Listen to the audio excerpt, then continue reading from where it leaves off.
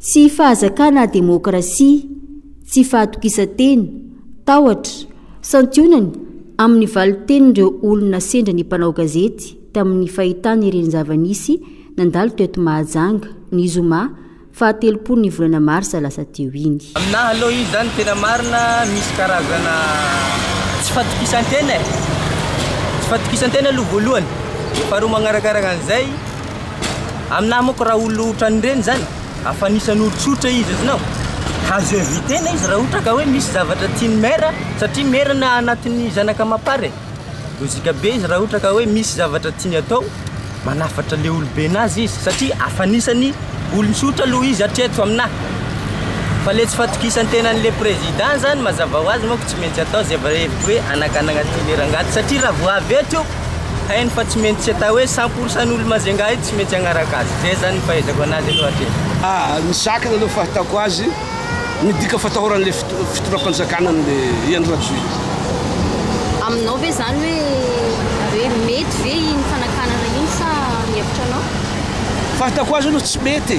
satria Andry Rajoelina olo-pirenena ohatry ny olo-pirenena rehetrarehetra malalaka izy amin'izay tany tiany haleha raha eto Madagasikara tsy ilana visa tsy dia hitako aloha ny tokony anakanana azy. Zakan'izay démocratie zay rô rehefa anjakana falainana namana koa tsy mety aloha reny ataon'ireny, tsy mety ataon'le mpitondra amin'izao fotoana tsy mety mihitsy ny atao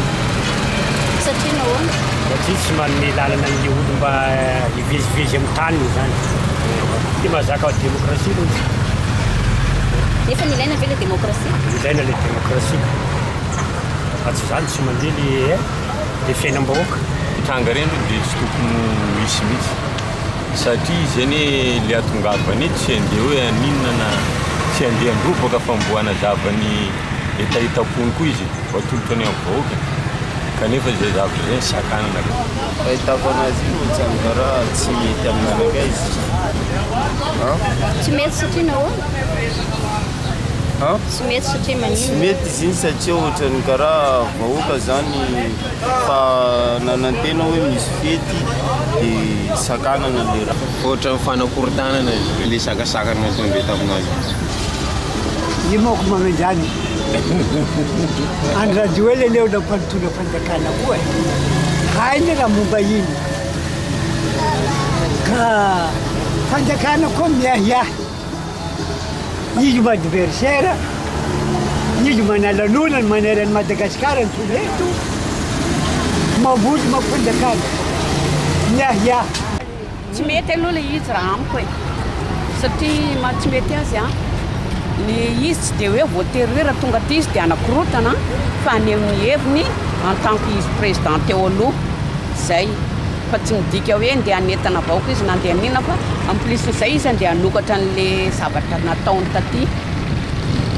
zay ny fa tsy mety aloha le izy tsy mety nazara izy fanantenana tamin'le izy. Io ny ohatrany tena ohatrany manahirana le izy zany ohatrany resaka politika sakasakana zavatra rehetra zany fa teny daraigny afaka zay teanao anandratra ny Madagasikara afaka manao nefa izy anao ohatrany voasakasakana zay. Izy zany fahitako aloha zany voalohany zany magnamaraka ny fatahorana ny adversaire tsy mahazaka adversaire zany satria hitany moa zany somary manome tamberina kely tsika tamin'ny nahatongavany seziny teo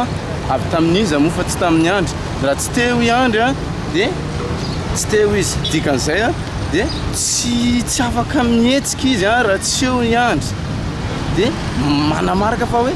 tsy maintsy raha vao milatsaka ihany satria i Andry ny tadiavin'ny olona teo kanjo moa izy ny tonga ny napetraka teo dia tsy maintsy i Andry zany ny tadiavin'ny vahoaka fa tsy izy